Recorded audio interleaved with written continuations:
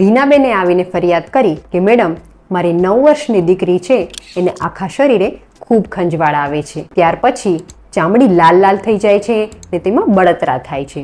અમે 2 ડૉક્ટર બદલ્યા પણ દવા લઈ ત્યાં સુધી સારું રહે છે, પાછું હતું એ નહીં થઈ જાય છે. તો મિત્રો, આયુર્વેદ મુજબ ચામડીના કોઈ પણ રોગ થવાનું મુખ્ય કારણ છે લોહીનો બગાડ થવો કે લોહીમાં ગરમી વધી જવી.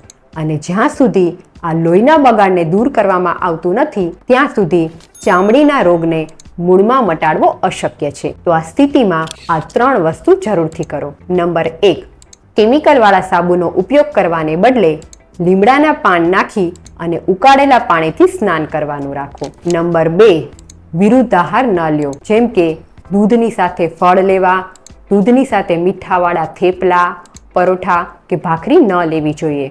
આ ઉપરાંત વધુ પડતો સોસ, પેકેટ ફૂડ કે વધુ પડતી તીખાશ અને ખટાશવાળી વસ્તુઓ ન લેવી જોઈએ. ને નંબર 3, આયુર્વેદમાં સારીવા, મંજિષ્ઠા, ગળો, પુનર્નવા જેવી અનેક ઔષધિઓ છે જે ચામડીના રોગમાં ખૂબ ઉપયોગી છે. માટે ચામડીના રોગમાં આયુર્વેદ ટ્રીટમેન્ટ જરૂરથી લ્યો.